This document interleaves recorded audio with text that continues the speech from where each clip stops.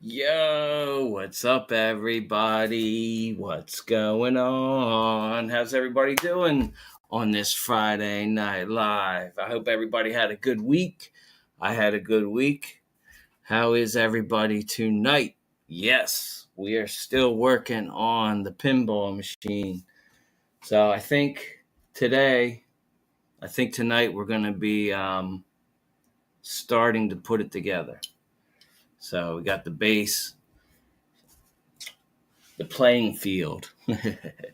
So that's cool. So we got Dwight in here, Curly. He's got the cookie. And then my boy Ray Burr. What's happening, Ray? How are you, buddy? And my buddy Bob, BKW Bob. What is up, Bob? How are you? I'm glad you guys are in here. That's awesome. And then look, I'll put this up here.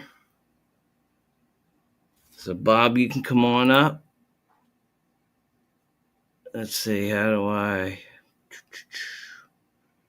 want to pin it? Can I pin that?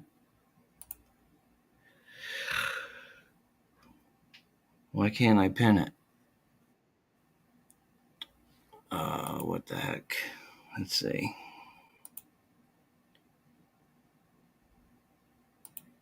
It won't let me pin it. How do you pin the comment? Oh well. That's all right. That's it right there. I don't know how to pin it.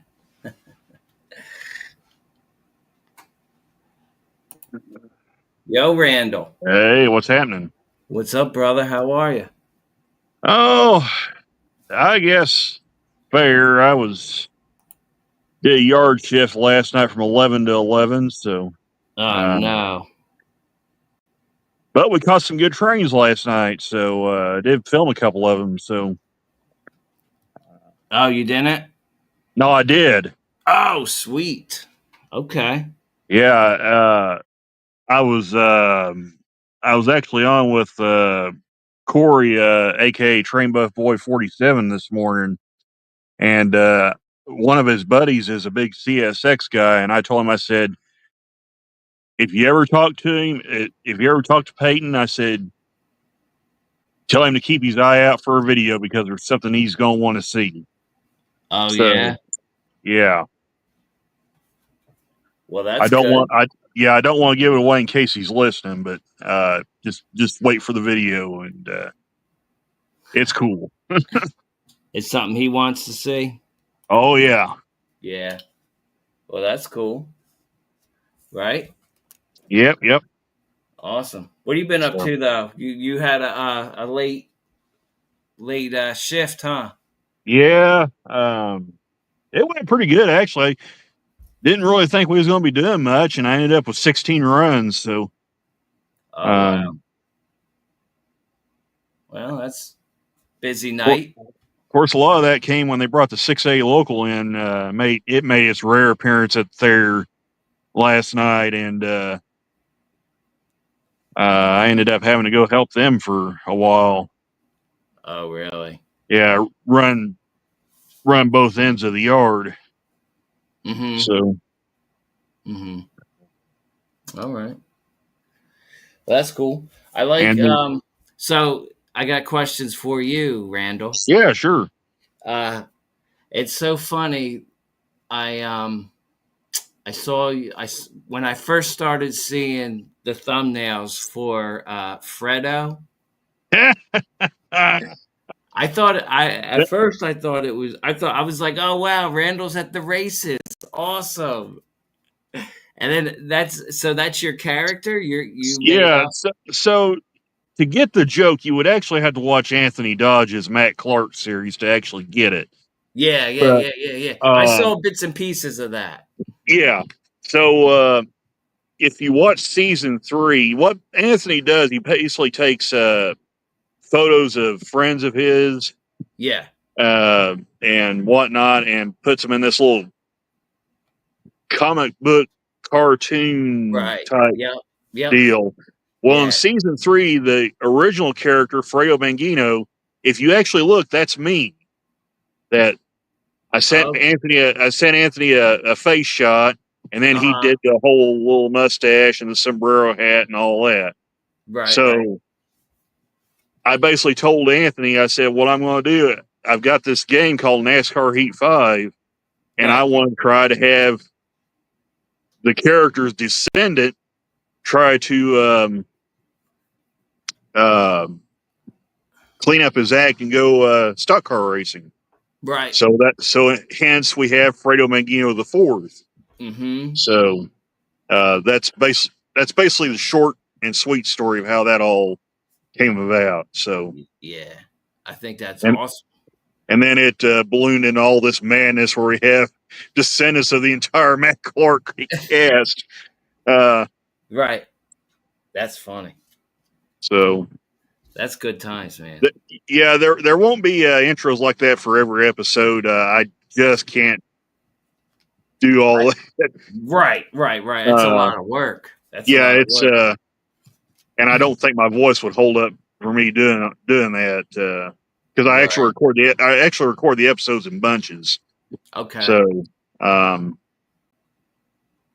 That's cool. Are you still gonna do them? The oh yeah, racing? yeah.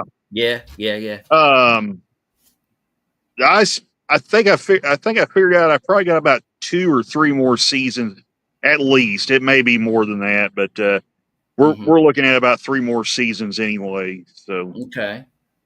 uh, That's a fun game. yeah, yeah. It's one of the more fun Heat games.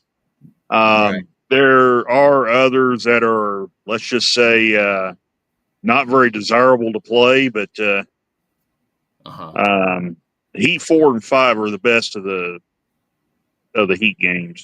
They have their Yeah. weird moments, um, but it's it's still a fun game. At least you can Yeah. drive the cars in it. Mm-hmm. Mm-hmm. That's cool. What place are you in the rankings for a go? So right now, in the Xfinity Series, Fredo has advanced to the round of 8 in the Okay. chase for the championship, and in the Truck Series,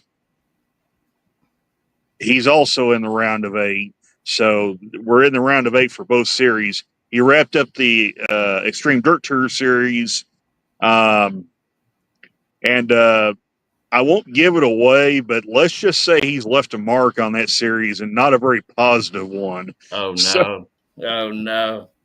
uh, like I said, just I Stay don't want to tuned. give. Yeah, stay tuned. So you have them all recorded. You just need to do the editing on them. I just need to do the editing on them, and I just kind of edit Gotcha. them as I feel like doing it. So, Yep. Yeah, that's cool. um, That's cool.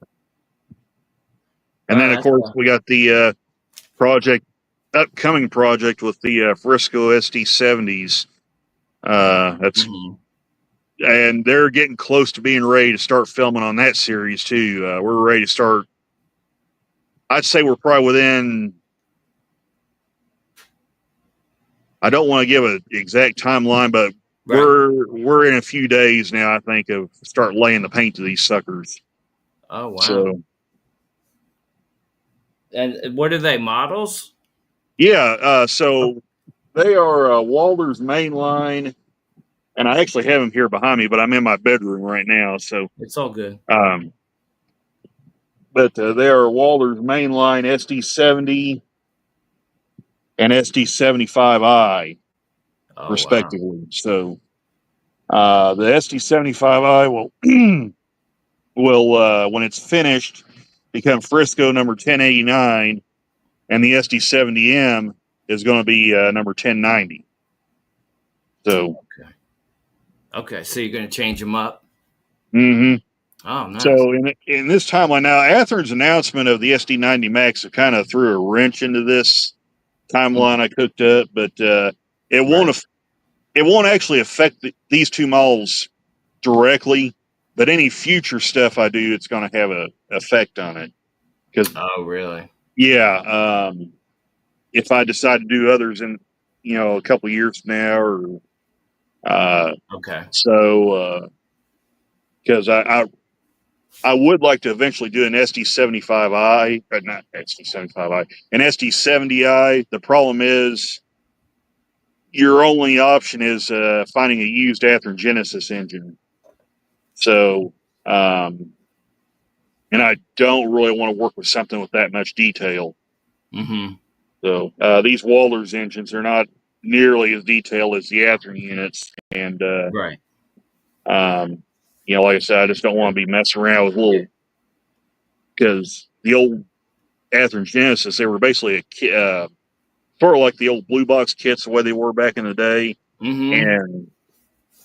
and they just had so many details: the shock struts, the brake cylinders, the sand piping that comes down off the side of the truck frames, Yeah. and just we could go on forever talking about that, but Correct.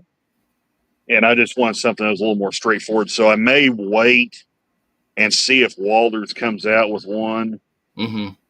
because they've already got the standard SD70 and the SD75M and the SD70i. So they would really only have to change the cab to get an Right. SD70i. Yeah. I don't think they would have to change much else, but, Mm-hmm. um, but yeah, That's cool. we'll see how these two turn out. This is going to be my first attempt at painting anything at all. So, So um, are they non-painted units, or you yeah, have they to? are non-painting units. I can Okay. show you right here. Okay. If I got my camera set right, but And they're going to be BNSF. Okay. these these are actually UP This is a UP variant right here. Okay. I think this. Okay, my bad. This is the SD75i. I thought I had the 70M out, but this is the Uh-huh. SD75i. So this is a Santa Fe variant right here. Okay. And you're going to So paint it in the Santa Fe scheme? I'm going to paint in the Frisco scheme, Okay. the orange and white scheme. Yep. Nice. So, and also here's the SD70M, Mm-hmm. and that's also going to be in the Frisco scheme. So, Yeah. uh, Nice. That's cool. and they're not sound equipped or anything either. So they're just a regular old DC. DC engine. Yep. Yeah. Yeah. Yeah. So And you will probably eventually convert it over, right? I'm thinking about it. Yeah.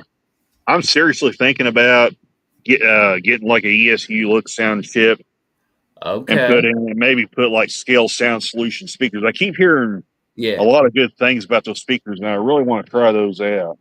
Right. Right. Right. So, um, That's awesome, man. yeah, That's cool. but that's going to be sometime down the road. I mean, Right. right now I just want to get them painted. I am going to kind of throw a few details. I'm not getting too crazy, but they'll have the MU clusters on them. Yeah. I've got Right. ordered a pair of Leslie 5-chime air horns to stick on it. Nice. So they'll have a few little Frisco-isms, but I'm not going to get too crazy. So Mm-hmm.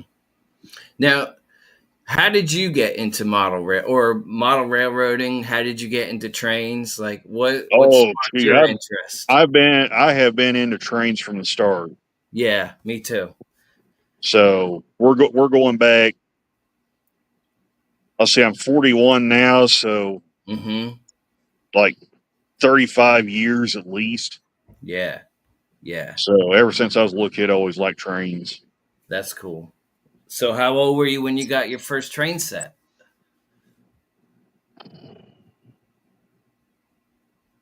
Give me a minute, because it's. I remember the first train set I got. I do remember that it was a UP freight set with a GP40 on it. So I Tyco? remember that. And sadly, that none of that set survived, because Right. I was way too immature back in those days, and Yeah. uh, yeah, Yeah. and it was just I, it was I just understand that. I and it understand. and it was one of those typical Bachman '80s style sets. So Yeah. Yeah. um, Okay, Bachman. yeah, so Mine was a Tyco. yeah, I've had a few Mine was taco a Tyco sets. train set. My first Um, one.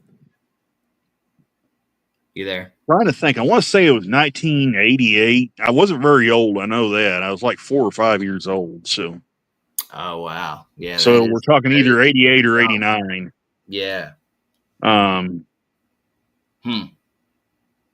I was 8 when I got mine. yeah. The Tyco Virginian. The U-boat. It was cool. Yeah. Yep. Yep. And I learned a lot off of that little layout. So that was cool. And the other one I got a couple of years, I think, after that was one of those old timey passenger sets with the 440 steam Yes. engine, the Yeah. tender driven ones. Yeah. Yep. They're sharp. Yeah, they're nice, but boy, they were horribly unreliable. The drive shafts Right. were bad to come out of them. So, and that one suffered the same fate. The drive shaft came out of it, and it never ran again. So, We got Eric A and C RR. What's up, Eric? A and C. How you doing, buddy? Oh, hey, PK and W and Yep. Dwight Curley, Bob and Curly and Ray Ray. Burleson. Yep. Yeah, we got the whole group. Nice little group here. Sweet. Mm-hmm. All right. Well, Yeah, that's cool. I think I didn't get my first like Athearn Blue Box engine until like 2000. Right. And that was that BNSD9. I actually still have that engine, believe it Nice. or not. So, Well, that's cool. How many layouts have you built? just one. Just one? The current one you have? The current one with the 4x8 table. Yep. This house, the way it's constructed, and the way it currently is, I will most likely never be able to have a large layout in it because the house still uses fuses, the old style fuses. It does. It's not a breaker box. So if you run something that puts out a lot of juice, you risk blowing the fuses out. So, yeah, you gotta be careful what you run and how much stuff you run. And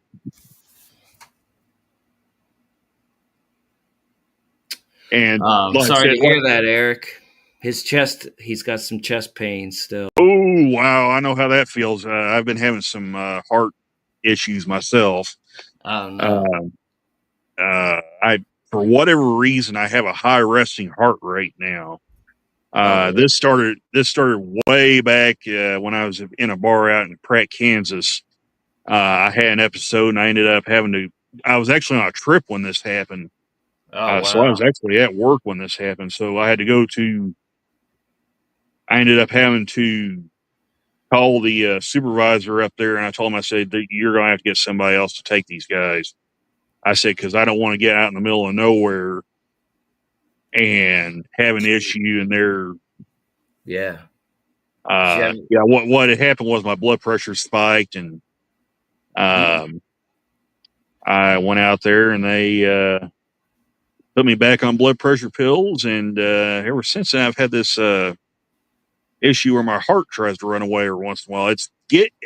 I think it's getting better, but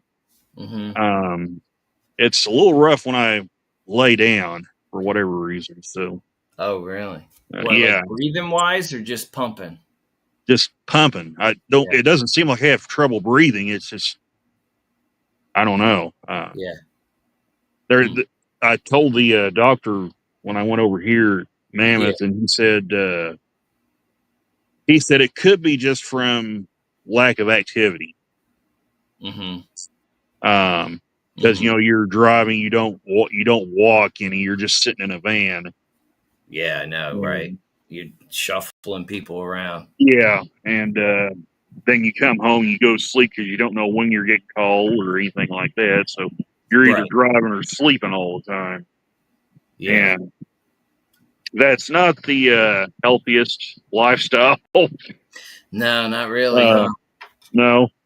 And That's crazy. so I'm trying to at least walk a little bit. I can walk up and down the gravel roads. I just got to be mindful of the traffic. But Yeah, yeah. Or a bicycle maybe. No, he's like, nope, yeah, I'm not getting on a bike. but I've actually had these issues off and on. This is just the first time I've had it, and it's actually lingered. So, Hmm. um, yeah, I've had this problem for probably 20 something years. So, Bob said at 41, that's scary. yeah, well, my family has had a history of heart issues and Oh, with high, yeah. yeah, high blood pressure and all that. Pretty near everybody takes blood pressure medicine. Uh, So this is cool. Eric said his first train came at the age 6 or 7. It was a brass F unit, Illinois Central paint scheme, 5 to 6 car set. That's awesome. And he was never allowed to play with it. dang. What? How's that? Do you have it, Eric? Is it still in the mint condition in the box? Did they at least let you keep it?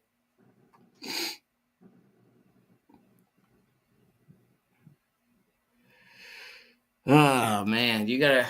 I don't know. I don't know anything what to tell you about that, Randall. It's the Yeah. whole chest thing is Well, scary. yeah, I'm just gonna do what the doctor says and try to exercise when I can. Yeah, yeah. See if that helps. I think it is helping a little bit because when I checked it at the depot, the heart rate finally dropped below 90 at rest. So Okay. they actually have a blood pressure machine inside the depot. You can go in and check it. And they got little cards you can write your stuff down on, and Right, right, right, all right. that. So that's actually really handy. Yeah. Uh, Rail Fan Man's here. What's up, Rail Fan Man? How you doing? Yeah, I'll tell you what. A brass locomotive to start. That's awesome. yeah, I I've been like I said I've been 35 plus years in the hobby, and I still don't own any brass. Right, So right. But no, he don't have it. Eric doesn't have it.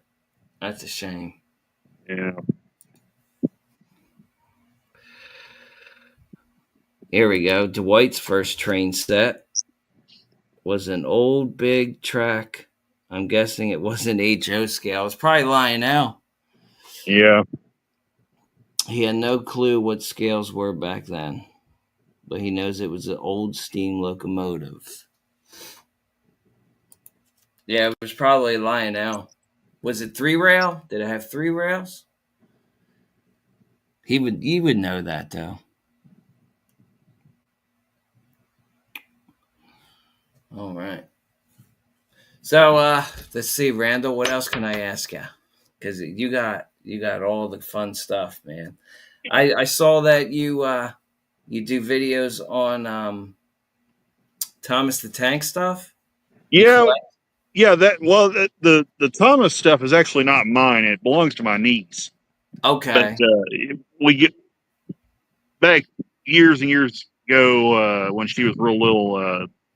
I say years ago. She's almost 14 now, but back when she was Years. about 2 or 3 years old, um, she was watching Thomas and Friends, the CGI cartoon, Mm-hmm. um, and she really liked the Thomas stuff, and she got to where she wanted to get the characters from the show that she liked. So Right. um, at the time, there was a hobby shop at Junction 14 in West Plains. It's not there anymore, but um, there was a hobby shop up there, and we ordered uh, a few Thomas models for her. So she Yeah. ended up getting Thomas with Annie and Clarabelle, Toby, Percy, Emily, Mm-hmm. and the two coaches. Yeah. And That's that all. was basically, that was basically the extent of her collection. I figured, well, you know what? Obviously, she outgrew them. She's doing things like most teenage girls are doing. Cheerleading, Yeah. all that good stuff. Yeah. Um, but I still have her. Thomas trains, and Mm-hmm. I was sitting there looking at them one day, and I was like, you know what? I think I ought to drag those things down and do a video on them because I've never featured them in a video at all. Mm-hmm. Um, and the new stuff I have been getting over the past several years was not dry. I wouldn't say drying up, but it was going to start kind of getting pretty limited. Right. And I was just looking for just train content to put on there where it wouldn't just be nothing but NASCAR Heat 5 all Mm-hmm. the time. Yeah. Yeah. Because I still wanted to keep the crane stuff in Mm-hmm. there. So I drug those malls out, and I figured let's do a short little retro review series. And there's 6 parts to it. It's all in a playlist, and Yeah. it's easy for everybody to find. They can just hit the play button and go through all of it. So That's cool. uh, That's awesome. Did you hear anything new with Athern and those ditch lights in the wrong place? Are they Ather did address the issue. I ended up getting the gift card option, kept the engine because for me, as long as the engine runs good and everything functions with it, it's not going to hurt anything. It just makes it right? look weird with the ditch light slid all the way back against the nose. Right. Yeah. Um, but to me, as long as the engine functions good, and I haven't had one of their engines fail in a long time. The Right. older, actually, the older ready to roll stuff and the older Jensen stuff is a little more problematic. Mm-hmm. Especially the ready to roll stuff. They're older engines from back in the late 2000s and early 2010s. I've had a lot worse luck with. In fact, there's an AC 4400 that's sitting on my kitchen table right now. I've had it parked twice, Oh wow. and it looks like I'm going to have to order new axles for it again. Oh So, no. uh, Really? yeah, Mm. for whatever reason, uh, the axles back in the day, and think I think they've improved them quite a bit in the last couple of years, but because I don't have the issues with them that I've had with this engine, but the axles are splitting. The gears on them is what's Mm-hmm. happening. Um, Jeez. and now either I've lost a spacer in the drive shaft or something. Now the drive shaft flies out of it when I try to run it. So on one side, you have it's got a little shaft comes off one of the flywheels, and it's got a gear on the end of it. The cover goes on. Well, like I said, when I run it, for whatever reason, that shaft is coming out. So Hmm. I don't know if a spacer came out and I lost it and didn't know it, Yeah. or what's Those little happened. But parts. yeah. Yeah. Yeah. So Mm-hmm. Mm. That's a bummer. Do you have so what's next on your agenda to purchase? Do you have anything that you're looking at? yeah, as it stands right now, and of course a lot of things can change. I haven't Right. pre-ordered it or anything Right. um, because I've got some other stuff that personal matters I got to take care of Yeah, I first. got you. So I don't. It's all So I good. don't know. I don't know what's going to end up happening here. But Right. Right. Athearn announced a new run of SD90 Max, Oh wow. uh, Yeah. and they are going to have a run of fantasy liveries. And I'll tell you what, this is a strong lineup they got. Uh, Fantasy yeah, deliveries? it's called their Legendary Liveries line. It's basically the Okay. schemes of fallen flags Gotcha. and whatnot Yeah. placed on models that either the railroad never owned or if they had survived into the modern day. Well, they announced these SD90 Max, and one of the schemes they're doing in the Legendary Liveries scheme is Frisco. Yes. in the orange and white scheme, Yeah. which a lot of people know Frisco is my home fallen flag. The line where I work is a former Frisco main line. Right. So, uh, Mm-hmm. so they're doing that scheme, and that is one that is high on my radar, as is the GP50s that they're doing. So, Mm-hmm. um, so Okay. Well, that's cool. yeah, Frisco. Frisco's cool. I yeah. like their paint schemes. I always thought it was red. So it's Well, orange? so the paint scheme Frisco used from the mid 1960s up until they were absorbed by Burlington Northern. Right. Um, what I looked up on their paint scheme, the white, it's basically a white, and then the orange. Um, I read is actually Chevy engine block red. Okay. That's some of the stuff I read on some of the Frisco sites that they Okay. actually used, and they were an EMD heavy railroad at the time. So, Right. and back in those days, EMD was owned by General Motors. So, uh, Okay. That makes all sense then. so the way I read it was Frisco, when they designed this paint scheme, decided to use Chevy engine block. Now, there is an interesting thing that I found out about their locomotives. Mm-hmm. The white band that runs all the way around the locomotive, and it's got So the Bob. yeah. Oh, Hello, gentlemen. Hey, Bob, what's happening? I'm learning from Randall as usual. Keep going. Yeah, White absolutely. band. But White no, band.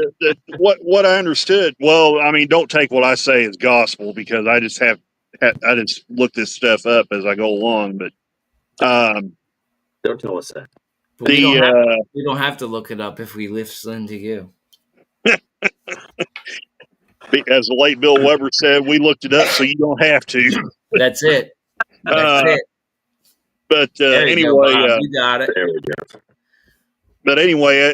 what I found out about the Frisco engines, the white band that runs around the body of the locomotive, and you know what, I might just grab one out and show you here. Give me just a few minutes here while I Yeah. crawl out of bed. Just kind of give you guys a visual here. It's all good. Well, we don't need the visual of you in bed. Yeah. No, don't Johnny, are worry. we distracting you from your project, man? You're not. No. I was actually, I had actually took a nap after I got home from work. So, Hey, Bob, can you turn up just a little? give me just a Yeah. second here, and I I'll don't go know whether ahead. turning the volume up on my tablet is going to change the microphone Oh, yeah. intake. You're You talking know. soft. Well, let me If look you at lean set. forward, I think it's easier to hear you. Let How you me been, Bob? let How me you look at my been? settings here. How you been, Bob? I've been good. I'm back from a vacation. I had some rail adventures. Oh, yeah? Did you shoot some video?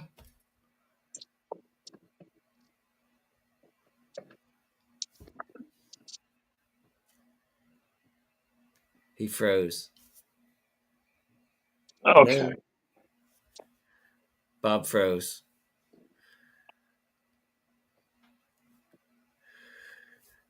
Randall's here, right?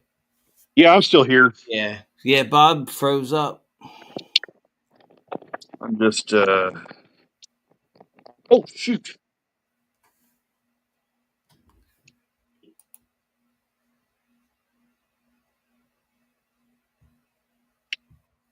Am I back now? You're there. You're here. Okay. Yeah, we Yeah, I was putting my phone on Bob's the off. There we tripod, and go. Bob's back. I don't know. I dropped off there. I don't know No, what you're happened. good, Bob. Here you are. Maybe when I went to it cut my settings, phone. it interrupted. I don't know. I don't know. You froze up. Yeah. No, I did 2 rail related activities on my vacation, so I can talk about those. But I want to see what Randall's doing show and tell. Yeah, That's he is. always Yeah, just give me just educational. get my That's right, stuff it together is. here, because I've got train stuff piled up everywhere. So, um, I'm grabbing an engine out. right now, lo and behold, it would have to be on the bottom of everything. Yeah, that's how it usually is. That's how it 'Cause, works. that's just how we roll around here. That's it. There we go. That's it. Okay. I'll grab this out. And Where I you do. at, Bob? Your laundry room? I'm sorry? I said, where you at, in your laundry room? I'm in the basement, and I do hang clothes up to dry down here, rather than drying the heck out of them and shrinking them up. Yeah, you got that right. To put onto my giant carcass. I like to let them keep their same size and shape and not have their decorations get dried off and destroyed. So you're absolutely right. It's a little junky down here, Peloton bike down here for my wife, and it's all good. Oh, here we go. Yep. So, okay. And I apologize for my table looking like a bomb hit it, but that right there, that is that's a Frisco SD40-2. These were some of these were in fact the last 6-axle road power Randall, Frisco received. Yes. That's red or orange? Okay, so this is what I was talking about. This is actually, from what I've looked up, this is actually Chevy engine block red is what this is supposed to be. Right. From what I read. Yeah. So Frisco chose the colors. It was basically the, I think it was like an EMD demonstrator scheme or something like that. Back in those days, and Frisco really liked the colors, so they just adopted that paint scheme as their own. There's another railroad I read that actually did that as well. So there's actually 2 railroads that have this same scheme, and I can't remember the other one, what the other one was, but what, the same colors they used? Yeah, supposedly it's the exact same scheme. It's just one's lettered Frisco and one's lettered for this other railroad. And like I said, the name escapes me, but I looked this up. Soo Line. It's not Soo Line. I just thought of red and white, and I said Soo Line. But it's actually not Soo Line. It's and I can't remember the name of this road that did this. But Randall, is this the scheme you're going to put on your undecorated units? This is a scheme right here that we're going to put on the undecorated units. Yeah, I like this scheme. So that's an unusual font there for Frisco. Do you have decals for that? Yep, I do. All right. So you're going to be painting them white and then masking off the stripe. Right. And then painting the red. Plan. That's the plan. It's a pretty simple scheme. Do the white part, mask this up. In fact, I'm going to use this engine as kind of my template, so I can get the space of the white correct. Because what I found out, and this is where it gets interesting, the width of the white band is actually different on the GE locomotives than these. What's it, thinner? It's actually wider. They have a wider white band on the GE engines, and these have the band you see here. I think what I read on the specs, the white band on the EMDs is 38 inches, and on the GE locomotives, the U25B, the B30-7s, and whatnot, the Frisco was actually 60 inches wide. So it's noticeably wider, and I don't know why they did it that way, but well, hopefully it doesn't run across those grates in the back there, those grills, because that would be a pain to mask and paint in there, Hopefully that's not going to happen. We got some good masking tape here, so I was thumbing around through the internet and seeing what was the best masking tape. So, and it says to me is the best. So, all right, I found So, are you using an airbrush, Randall? Yes, I will be using an airbrush on that. So I don't want to insult you, but the trick to getting a crisp line is, so after you've painted it white and you put your masking tape down, right? Just spray a light coat of white right along the edge of that masking tape. Okay. Then paint your red. Then the only thing that'll seal the masking tape, Okay. so no red will bleed underneath the tape because you Okay. painted it white. Okay, That's a good This little is the trick. trick I'll that have to you remember told that. me. you get You a told me little about extra this. paint on the model, so that's Yep. not always a good thing. But that's the trick to getting a crisp line: is seal your tape with your base color before you apply. Especially in this case, right? That red would show up in a heartbeat on the white. So that's this. Another interesting thing about this is how the word Frisco isn't centered. It's Yeah. up high It's on the line. right at the top of the white Yeah. stripe, which is cool, Yeah. but you wouldn't expect that. Right. And another thing too that not all Frisco engines had, and I'll turn it around to the front where you can see it. You notice the engine has no logo on the front. Oh Yeah. yeah. That is I mean, actually they correct. handwrote. on the front. Yeah, that is actually correct on these engines. That's not a mistake by Athearn's part. By the way, this is an Athearn ready to roll engine, but Right. Hello, but that Wigwag. that is actually correct for the Frisco. All the photos I've looked up, their ST40-2s did not have a logo on the front or the rear. They were blank front and rear. That's cool. Interesting. So That's a high visibility scheme. And then yeah, Randall, and what year, Randall? Yeah. What year is this supposed to be? So Era? these would have been 1972 to 74. I'd have to look and see exactly what year, but this is early 70s. And this is their early paint scheme? Or they Yeah, had one before this? Yeah, they've actually had several paint schemes, and their passenger scheme was red with gold trim. And I got a E unit. I can give you a look here at what it looks like. What up, 3W? How you doing, Wigwag? And Randall, you're into the Frisco because you live in the former Frisco territory. Is that right? Yes, that's correct. Yep. Yeah, I thought so. Yep. It was St. Louis and San Francisco, right?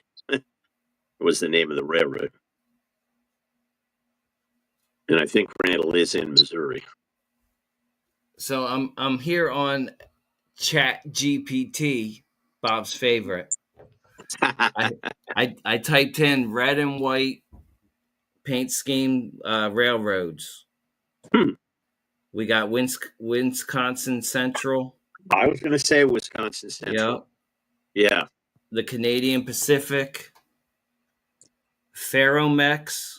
That's Mexico. I never even heard of that. I don't remember that being red and white scheme. Yeah, see, I never even heard of them. Yeah, I think they usually have green, red, and white, which is actually the colors of the flag of Mexico. Oh, and really? I like to turn my camera off because I actually have a photo of. That's actually their new scheme right there. Oh yeah, your avatar. Yeah. Yeah. Yep. Yeah, that's pretty cool. I like that. That's actually their new scheme. Now the old scheme was red, green, and white. Right. Okay. So, that's cool. I'm still trying to find. They're pretty common. You need to get out more, Johnny. Yeah, you're right about that. you do see those. Maybe I'm more used to it being down in Texas, right? They're probably more common. When I lived down there, I saw them occasionally. Mm-hmm. Yeah. No, I never did. But awesome. Did you have a good week? Well, Randall, while that's a simple paint scheme, yeah. White is always tricky. Yeah. You know, any deviation is going to show. I got the let's see, that's my clear coat for my black paint, so we don't want that.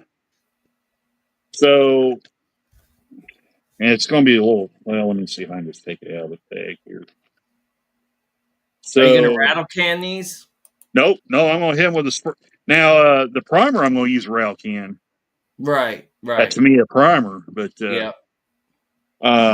This here is what I'm using for the paints, and that's the closest match I can find to what this engine used. What's that, airbrush? Yeah, it's I think it's brushable and airbrush. Okay. Compatible. but I'm going to use an airbrush kit that I bought, Mm-hmm. and that's Nice. Badger flat white. So I figured that was about as close as I could get as far as that. And then they had Briscoe orange, which technically is Chevy engine block red, but there's that. So nice. Okay. That should be close. Yeah, I hope it's close. I thought about just going ahead and going for the Chevy engine block red. Right.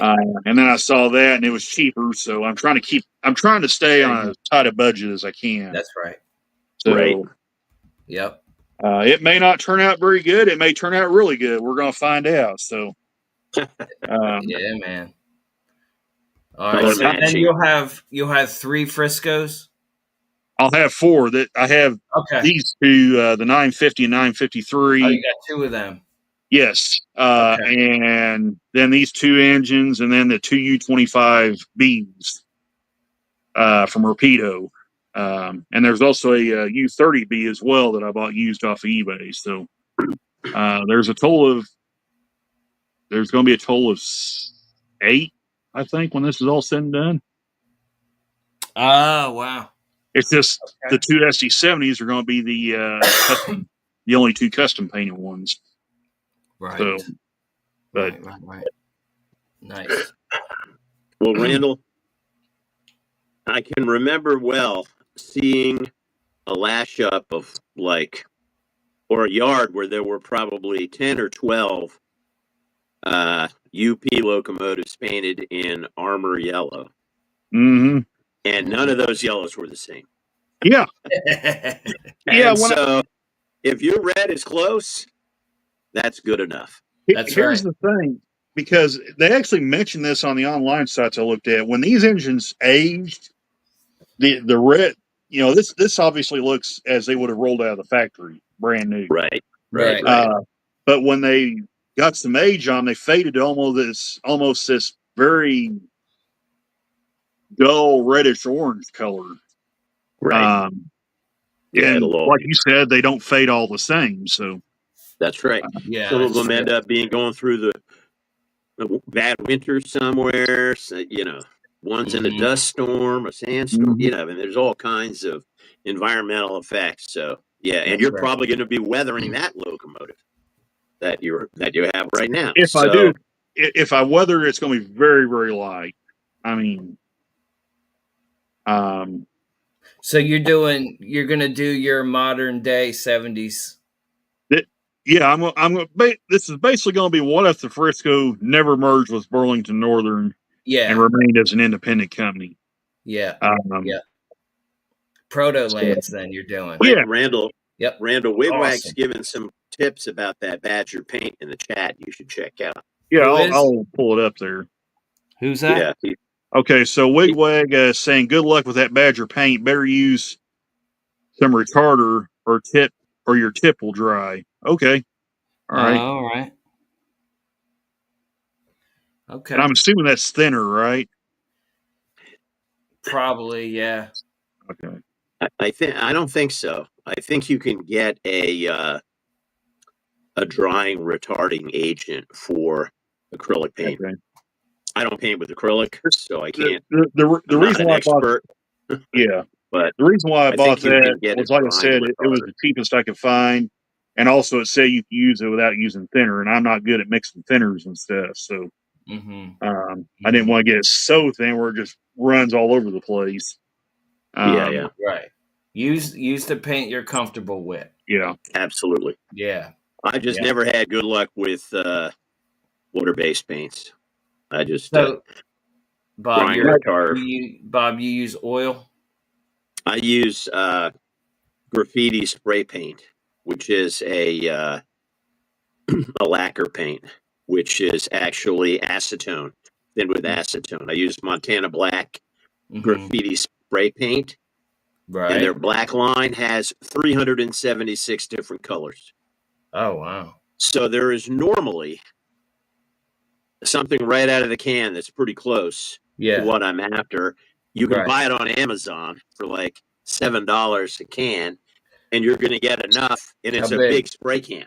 It's a lot bigger than it's a normal size spray can. and so there's enough paint in there. And then I just tape a plastic drinking straw with a bend in it onto the spray nozzle and just spray it out of there into a cup. And then, I'll be right back. I'm gonna see if I can find that other engine. Then I can dilute it a little bit if I need to, and then brush it. I'm done. Then I spray it. Spray it. Or brush. Oh, in an airbrush. In an airbrush. Got you. Okay. All right. Okay. All right. So you're decanning. So that's what I use, but it dries pretty fast. I'm sorry, John. No, it's all good. I was just saying you're decanning the paint out of the can. Yeah, I just decant it when I need it. Yeah. Yeah. And they have so many colors that it really is easy. Why don't you do a video on this? My first experience with that was really fun. I got this wild idea. I was getting ready to start painting some custom stuff for my railroad. Mm-hmm. And I had already picked out a color. I was going to use Go Mango from the Mopar Auto line of colors. Right. But I said, I want to use the graffiti spray paint. I think that's kind of funny. So I went to this graffiti store in Oakland. I was living in the East Bay in Northern California at the time. So I went to this graffiti store in Oakland, and it was totally, low profile. Mm-hmm.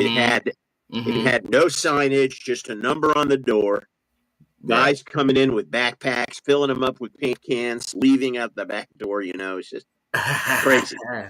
But the guy in there was so chill. He had this old, really sweet German Shepherd behind the counter, and he just loved the fact that I was going to be painting model trains when most of his customers were painting real trains. And so he just spent all this time with me, and I found a pretty good match. A color called Adams Mega Blast Orange. Okay. And I've been using that on my models ever since, Adams Mega Blast Orange. And so and the same thing for the blue that I picked recently. I changed the blue a little bit in my livery, and based on the color wheel science.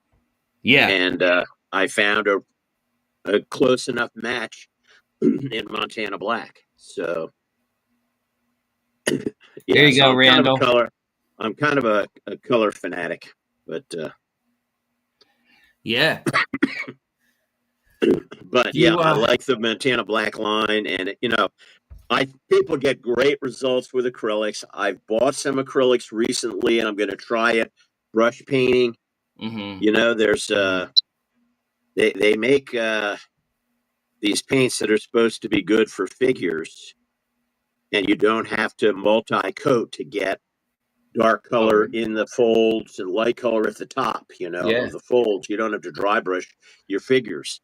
Mm-hmm. So I've got some of that. I'm going to start getting into it. So Wigwag's comment on retarder is certainly very valuable. Yep, that's right. All right, Ray, cool. You need to make video content about that, Bob. Decan your paint. I've done that.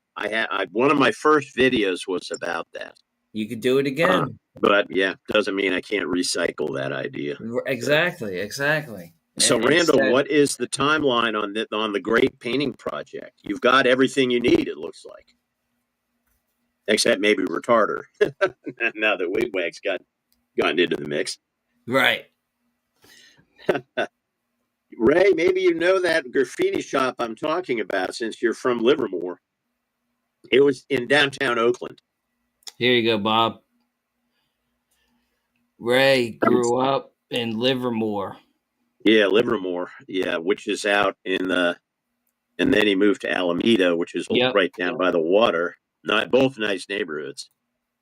But I'm trying to remember the name of that shop that I went to, but they're probably still there. The skirting the law.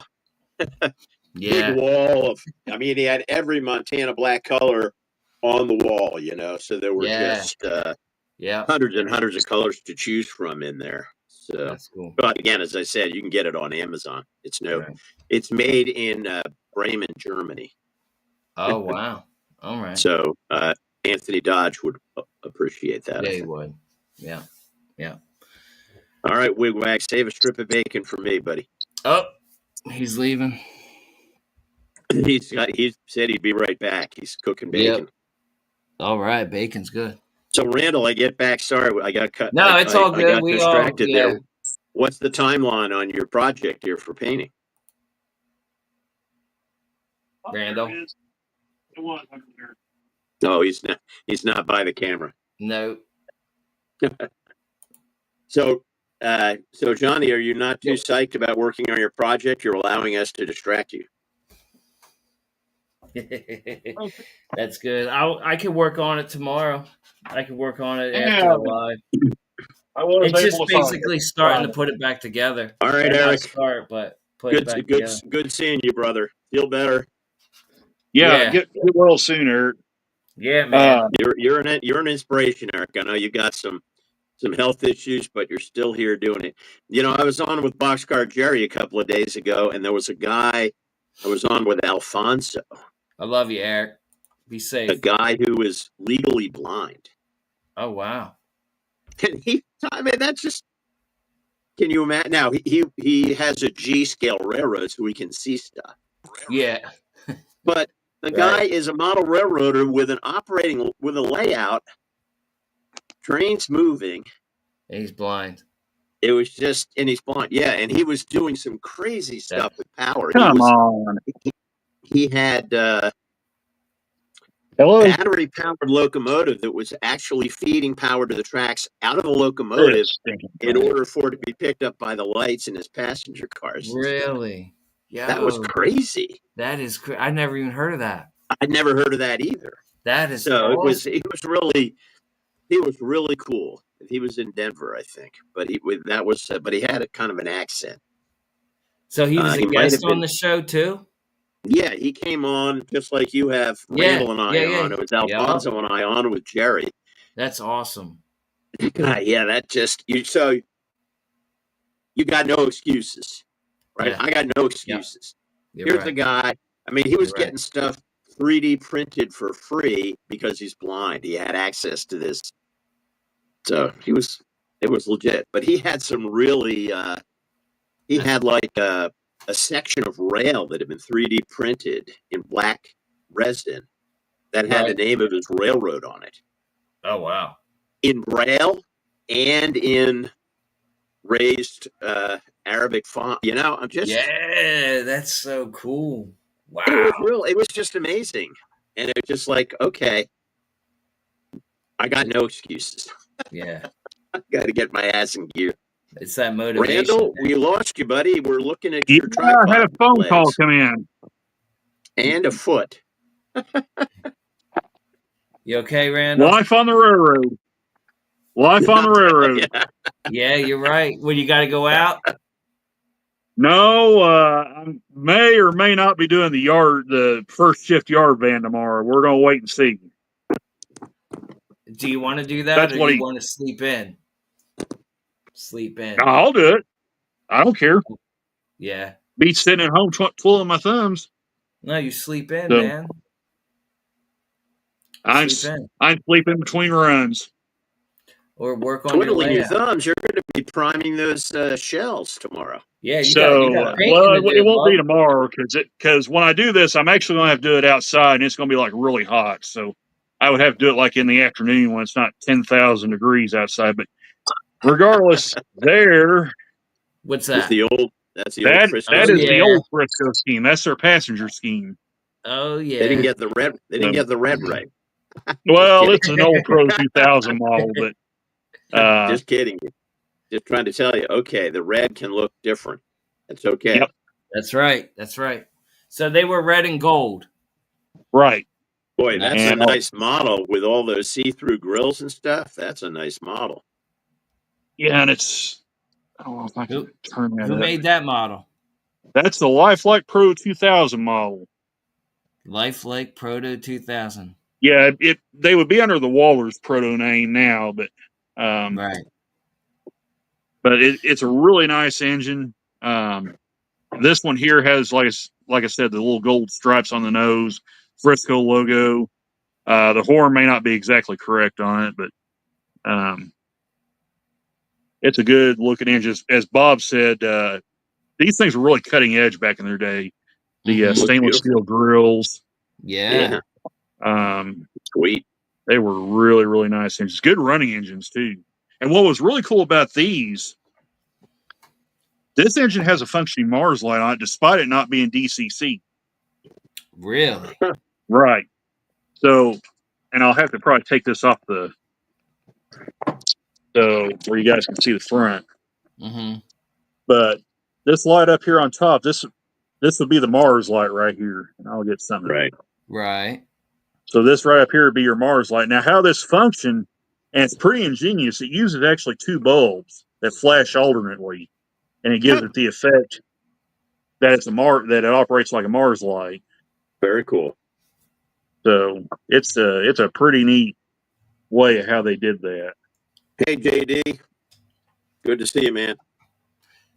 Dilly. And if you notice, right here, Frisco named all their E8s, all their E units. So this one here would be number 2016, known as the Citation.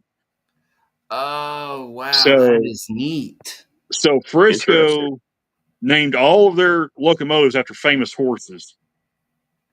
Okay. So, and most of them were ones that won like big races like the Kentucky Derby and stuff like that. There's one that's triple crown winner. That's cool. Forward. That's and one awesome. Was and then there's a locomotive named after Roy Rogers' horse. Oh, no way. Yeah. Roy Rogers, I read this, was and I hope I'm thinking of the right person, was an employee of the Frisco. So when he made it big in movies and everything, his horse, they named a locomotive after one of his horses in the movies. Or they used in the movies. I can't remember the horse's name. Trigger. I believe Trigger. Awesome. Yeah, like I said, that is cool. That may be. Let me look that up right quick. Make sure I am telling that right, because I may be thinking of the wrong guy here. Well, that's Roy Rogers' horse. Learning whether Roy Rogers was a Frisco employee. He was. Yeah, right? let me. My dang phone's overheating. It's not liking me too good, but I'm gonna try to look this up right quick. Everybody's on ChatGPT. Yeah, well, I'm on Google. I should be on ChatGPT. Well, here's Wikipedia's article on the Frisco. Maybe it'll.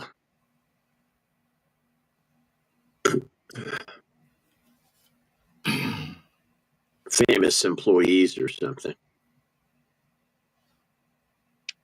Surviving equipment. That's a long list. Jeez. Wow. Buildings and structures, acquisitions. And it doesn't say anything about famous employees. So it could have been another movie cowboy. Is that what you're saying, Randall?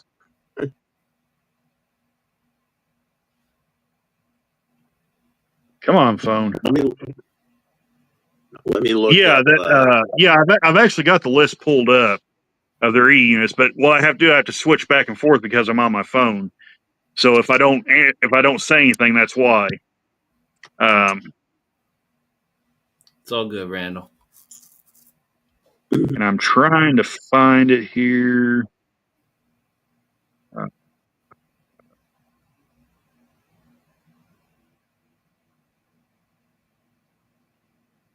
Yeah, I don't know. I'm not finding anything when I look up Frisco Railroad Trigger. Champion. Oh, okay. I was thinking. Bob, I was thinking the wrong guy. I keep getting him confused, but it's Gene Autry was a Frisco employee. Gene Autry. Yeah. There we go. Okay. So then the question is, what was Gene Autry's horse?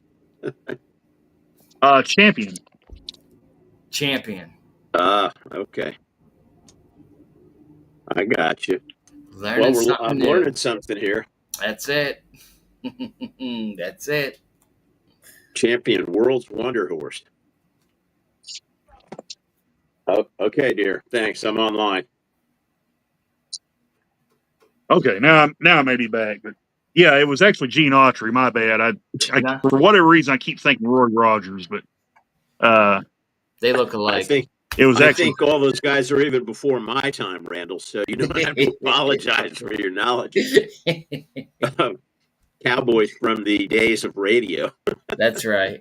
Early cinema. But yeah, Gene Autry was an employee of the Frisco, and when he made it big, the horse he used in movies, Frisco named it after the horse. It was never produced in model form. The two engines that Lifelike produced was this one and another one called Big Red, number 2020. So that was the two. Time to renumber and relabel, so you can have. Yeah. You need to label yours Champion. That would be cool, yeah. But I'm afraid if I do, yeah, I mean that would be a cool one to do. It'd probably be easier than painting two undecorated shells. Yeah, well, it'd be easier painting this one. Looking back, I probably should have chose this scheme for the SD70Ms, like a modernized version of it, like Santa Fe did with their war bonnet. Mm-hmm. The red and silver war bonnet. I mean, right. Because then I could have just shot the whole locomotive in one color, and not had to worry about masking. Just threw some decals on it and went. But right. Well, that white and red scheme though, that's sharp. That is sharp. Yeah, I think that's sharp. Out. I like the gold too. Yeah, the gold trim, the gold lettering on the side, the silver trucks. And the depot at Thayer actually has photos of these engines. I can go look at them. Right. And cool. They're really, it's a really nice looking paint scheme. It's a simple one, but it's a very elegant and very very classy looking scheme. Yeah. So very cool. And what's odd is Lifelike is one of the few companies that ever attempt to do Frisco E units. Walters, since acquiring a Lifelike, they've never produced them. Broadway Limited's never produced them. Nobody does them. So these things are actually pretty rare. When they pop up. I'd say it's all about demand. Yeah. Yeah, I would agree there. I don't. Yeah. I think model manufacturers get that wrong on undecorated, because you can never get undecorated stuff. As soon as a new model locomotive is released, there might be a few undecorated units produced, and if you don't buy it right then, you're out of luck, because the demand for undecorated is a lot higher than the manufacturers think it is. Mm-hmm. And so now you're stuck looking for undeck at train shows and stuff, Yeah, with these SD70s, when I saw that Walters was doing undecorated ones, I was like, that's what I got to do right there. I got to buy a couple of them and throw some paint on. It's not the cheapest way to do it than buying just a straight up ready to run model, but you really get you get the satisfaction of doing it yourself. So you can strip a model. Oh yeah, you can always buy painted and strip the paint off. And that's right. But there's some of the add-on details. A messy process. Purple Power. Hopefully that works. Right in there. Doesn't work. Brake fluid. I mean, there's all kinds of stuff, but it's a lot of extra work to strip paint off. So yeah, what was that you were showing us, Randall? Is that revised? So this is actually some of the couple of the add-ons I'm going to put on. These are dome antennas. Okay. So I'm going to put these guys on the SD70s, and I got a set of Leslie 5-chime air horns and some details West brake hoses and MU clusters. So all right. Not like I said, not getting too crazy with it, but just enough detail on it. Just enough to make it look good. That's right. So, that's right. That's cool. Very cool. Let's see. I think Ray was talking to you, Bob. Yeah, is this? Well, I saw the Roy Rogers Museum reference. Then I see JD watching drag racing. Victorville. Here Is it is, that Bob. where the is Victorville? Yeah, and I saw that. I had no idea when I was there that MTH had a warehouse. Right. No idea. Wow. Cool. Now, Victorville, near Cajon Pass, I guess those are references to the Roy Rogers Museum in Victorville, which is out there in Southern California in the desert. I think they've got some Joshua trees out there. It's a pretty bustling little town right now, but Cajon Pass is definitely a place to go if you're a rail fan. I've got some amazing pictures from Cajon Pass.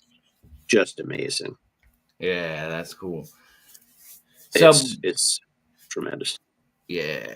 Bob, you went out to Colorado. I did. Did you go to the museum, the Colorado Museum? I did. On the way back. On the way out. Right. You said you stopped at two railroad thingies. On the way to Steamboat Springs. We drove south from Denver when we got to the airport, and we went to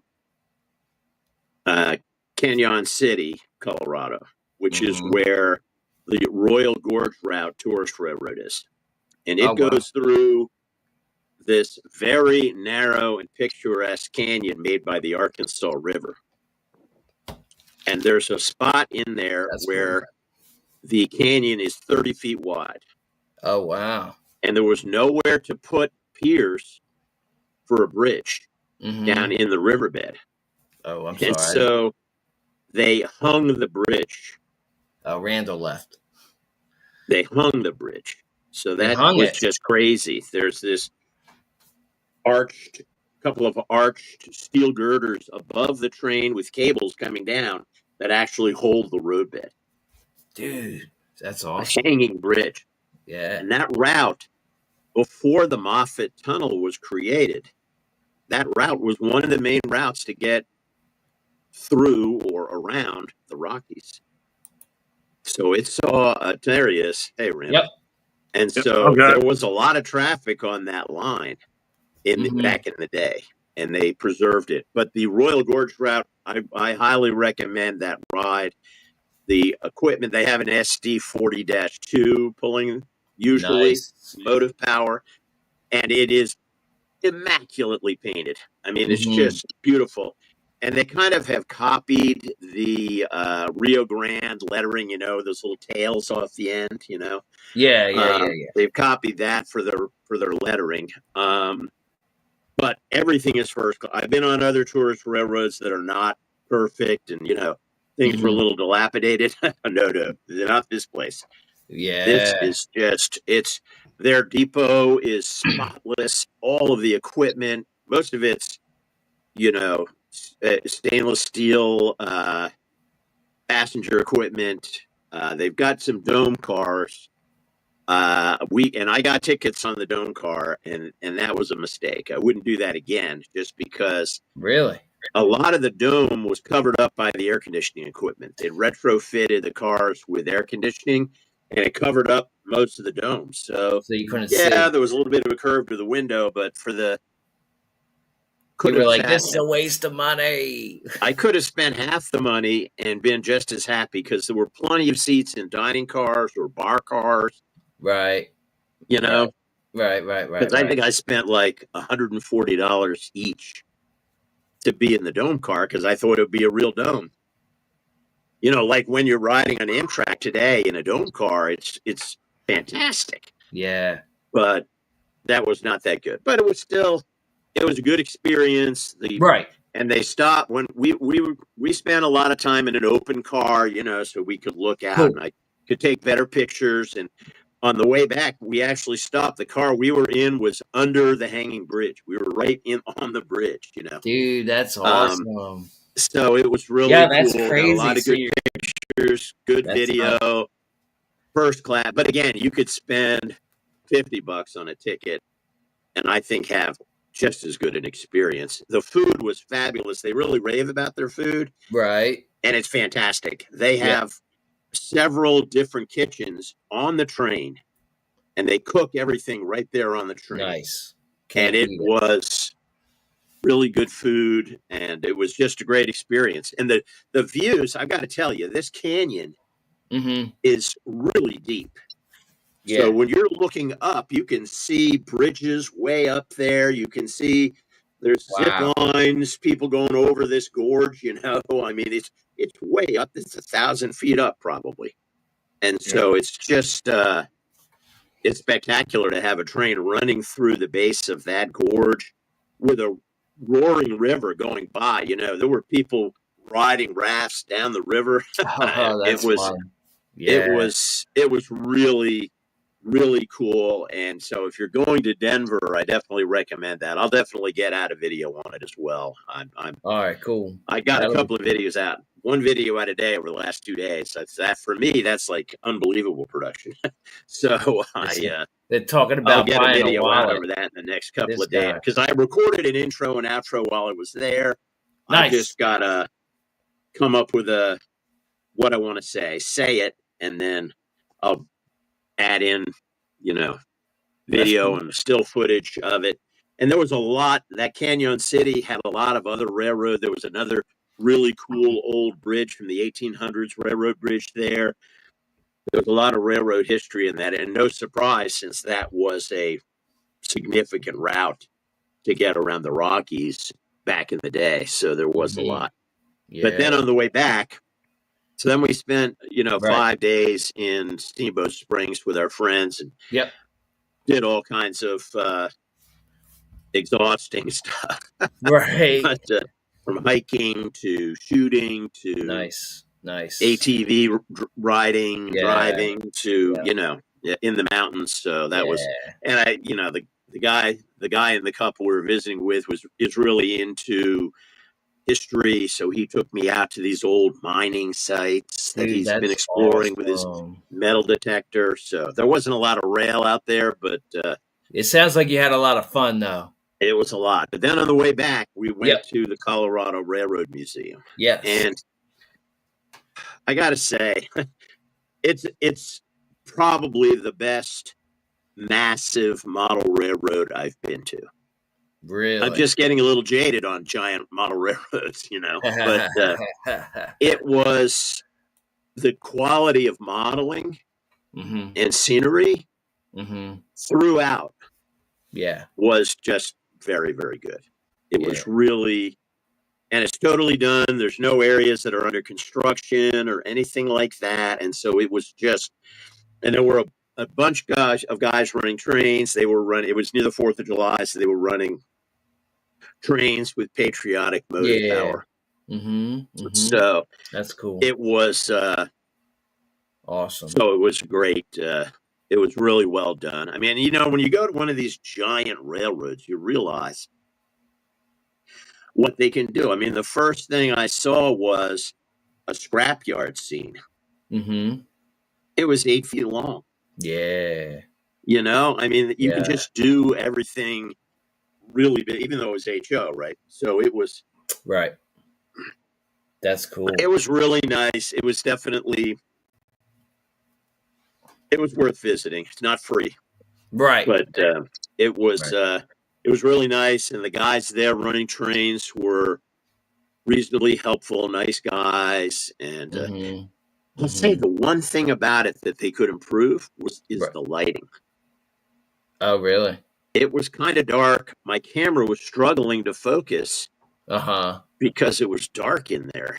And, they've got all the walls painted black, the ceiling painted black, and I get it. They're trying to highlight the railroad and make the railroad jump out, right? Right. But they just don't have enough light on the railroad itself. Now, from my observing the railroad, it's not like I couldn't see anything. It was great. Through the camera. But my camera in video mode was struggling. Yeah. It was struggling to focus, and so still images were fine, but other than that, it was great. You know, it was really great. It's in Greeley.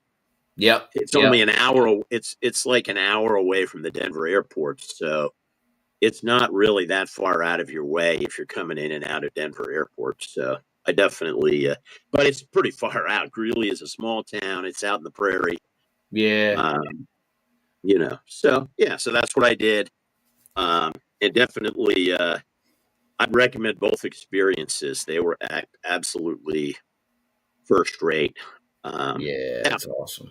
I can't spend too much time at somebody else's model railroad. You know, a couple hours is enough for me. Right.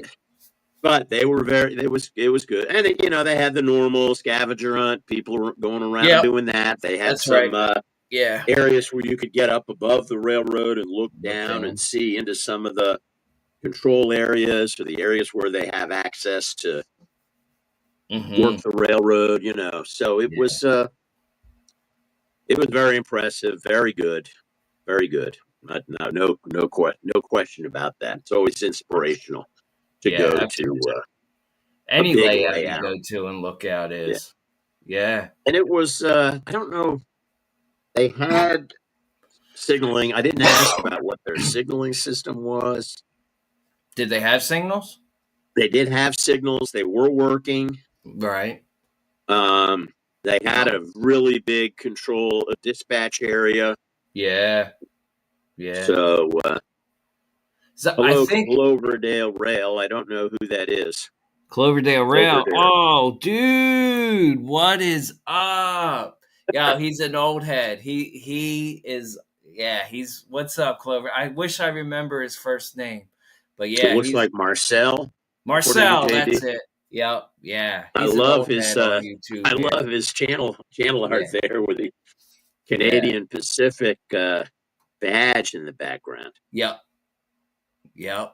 Speaking of backgrounds, Randall, you've got some stuff on the walls there. Yeah, that's just stuff that my mom and dad used to collect many years ago. There's eggs and butter and I love the old posters. Bacon in the pet milk and all that stuff. So yeah, my dad he really enjoyed collecting lamps and you know the kerosene lamps, and mom liked these signs, and so yeah, these have been here probably 30-something years, or been there a long time. I know that. So I bet you could find some Frisco kerosene lamps. I can probably, but I don't want to pay the price for them. I don't know. I've got a couple. I've got I think it's Lake Erie, Bessemer Lake Erie, or something like that. I've got a couple, and they were $30. They're a lot less than a locomotive. Yeah, I've actually got the target head from a signal that the Frisco used. That's cool. Somewhere around here. So yeah, it doesn't have the light with it, but it's got the housing. Yeah, I've electrified a couple of my lamps. I need to get them out and use them when I get my workshop set up and a proper YouTube studio set up in my shop space. I'll get those lamps out, but you can buy electrification kits for them. It's actually unfortunate. I don't remember the Frisco at all. I was born 4 years after BN took them over. Oh wow! So I actually remember the '90s era, the late '80s, the very late '80s, early '90s era BN, and that was a fun railroad too back in those days. Under Gerald Grinstein, who was the CEO at the time, that was a fun railroad back in those days when they was, you know, kind of changing up their paint scheme a little bit. They were testing new versions of the Cascade Green and black scheme. Some of their, I remember some of their C30. Save me a piece of that bacon, Wigwag. Oh, bacon! Bacon's good. Bacon goes with everything. That's right. It does. Anyway, but yeah, you know, growing up in that era. When I say growing up, I was a little kid in that era. Seeing the various BN schemes.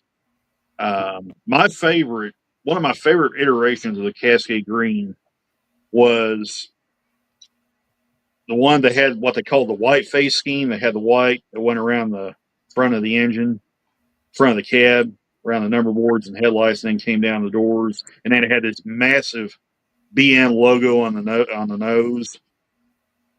Yeah. And then the version one of the versions they had, it had a white pinstripe that separated the black and the green that went all the way down the length of the long hood. Dude, I never seen those ones. Yeah. It's probably not surprising that's a rare scheme. Yeah. Back in those days. This was before they went to the executive colors on the SD70 Max. Sounds like it might have been hard to paint. Yeah, it had this long thin stripes. Yeah, it was like a 3-inch pinstripe that went all the way down the length of the locomotive. Some variants actually had the Burlington Northern completely spelled out on the long hood, right? With the large BN logo on the side. I actually have a SD40-2 that's got that scheme on it. Mm-hmm. But some of the C30s that BN had at that time when they were applying this scheme, they actually bumped them up to C33 and C36-7s in terms of specs. So instead of the standard 3,000 horsepower, they were bumped up to either 3,300 or 3,600 horsepower. And the way you could tell them apart was they put red number boards on them. Oh, wow. That's how you could tell them apart from a standard C30. Okay. Exterior-wise, they didn't change a bit. They were exactly the same as they were when they were built. So, like I said, what BN did, they decided to stick red number boards on, and that's how the shop forces knew what they were working on. Right. So that's cool. The BN 90 Max with the teardrop windshields, they're my favorite. Yeah, I like them. They are sharp. They're green and white. The green, the white. They're really rare now, but there's still a few hanging around. I just saw online somewhere that the BN number 9400 is going to get donated to the Illinois Railroad Museum. Oh, the very really? first SD70 Max. Wow. So, that's kind of cool. I'm actually shocked. I figured that thing would have been scrapped. I didn't know that thing was still around, but apparently it is, and it's going to go to a museum. Good. So nice. That's awesome. That's cool. Nice. Yeah. So Wikipedia, Randall, had a long list of preserved Frisco equipment. I mean, there must have been at least 50, maybe 75 preserved units. You should take a look at that list. Maybe there's something within striking distance of it. I know there's one up here in Missouri, the Frisco 45. I think it's the 4500, the Meteor steam engine. Oh, cool. I may have that number wrong, but I think it's number 4500. Man, Wigwag, you're eating good, Wigwag. I'm sorry to interrupt you, Randall. No, sorry. Go ahead. Wigwag's making me hungry. I know, man. I'm trying my best to I'm not reading chat right now. Yeah, between cheesecakes, cheesesteaks, bacon, old fashions. He's making me hungry. Yeah. All I had was a salad so far, but my wife came in with food, so. There you go. I'm sure. I don't know if you've been to Frisco, Texas, Randall. I have not. But I've been to Dalhart and I've been to Amarillo. There's a big model trains. There's a big model train museum there, and it's a combination model trains, and they have a yard with real trains. When I left, they hadn't really opened up the prototype equipment area. You could only go out there with a docent. But I imagine that they have some Frisco equipment out there too. So that might be that's definitely worth a visit. There was a guy who had a O-gauge layout somewhere in Dallas, oil money guy. And when he passed away, his wife didn't know what to do with the layout, and somebody took it over and they made this museum around it. That's awesome. And I'll tell you, when you say finished, like instead of skirting underneath the layout, he has reproductions of old signs from the era of that's when cool. his railroad was set. I mean, that's and awesome. it's a trip from Dallas, I think, out to his oil holdings. Yeah. That's the way the layout is. So it has downtown Dallas. It has Palo Verde Canyon, which is kind of the Grand Canyon of Texas, Red Rocks and all this stuff. So it's really very well finished. And they were just adding, strangely, like unbeknownst to the guy who had the O-gauge layout, there was a guy who had a big HO layout like 2 blocks away from him. Oh, wow. And when that guy passed, his layout got donated. They were in the process of putting this HO layout together the last time I was there. But I would, you being a Frisco guy, Randall. Yep. You owe it to yourself to get out there. Take the train. If I ever get out that way, I'm going to have to scope that place out. So yeah, it's definitely. I'll have to look. I took some pictures. I don't think I ever did a video of that visit, but so I need to go back in my archives and see if I can find that. But it's definitely worth visiting. And again, I think by now the prototype equipment, you could probably go out and walk around their yard of. They had a decent amount of prototype equipment out there. So, all right, Railfan man, we will see you. All right, Jason. Talk to you later, buddy. The steam engine I was talking about in Missouri, the 45. It's either the 4500 or the 4501. I can't remember which one it is, but it's a 484 is what it is, and it was built to haul Frisco's premier passenger train. Gotcha. And it was not painted black like all the other steam engines. It was in a blue and white scheme. Dude, I would love to see that. And there's photos of it all over the internet. I'm gonna look. Yeah. And it's got, if you look on the tender, it has the Meteor written out on the tender. Oh wow! The premier train. Yeah, it is a gorgeous engine. It's a stunning locomotive. Has anybody made the model of it? American Flyer did. Yeah. Yeah. To my knowledge, that's the only model I know that exists of it. That's not brass. There may have been brass versions of it made, but as far as I know, the only plastic version I know is an S scale American Flyer engine. Because if you go back to the club display from about 2 years ago now, that engine's actually at the beginning of that video. Okay. So you'll get at least a taste of what it looks like. So yeah. That's cool. It's a neat engine. I bet it is. That's cool. That's a big piece of power there. It is. It's a huge engine. Yeah. It is a monster. 484.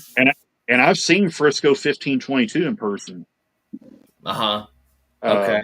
When it was running back in 1994, it came through here pulling what was known as the Peach Blossom Special.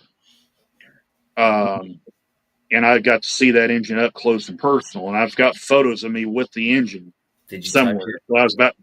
No, I didn't touch it. I was about 10 years old. I was close enough. I was probably close enough. I could have reached out and touched it if I wanted to. But it was quite a sight. And those, from what I understand, those were the biggest 482 Mountains type engines ever built. Yeah, Frisco owned them. Dude, that's awesome, man. And they could get on their knees and pull. Bigger than the big boy? No. The largest 482 type. Okay, gotcha. Was what that's in the Pentrex video 1522, which actually has footage of where the train came through my area. Nice. It said it was the Frisco 482s were the largest mountain types ever constructed. Gotcha. Mountain type. Yeah. Gotcha. And basically that was to conquer areas like the Thayer North subdivision, which is a very, very hilly portion of the line. It doesn't look it, but it's a brutal section. Trains are known to stall there quite often. Right. And I know that from firsthand experience. I've had to go assist trains that have stalled. Did they? You do today. even with Mhm. sand and everything being used to improve Yep. traction.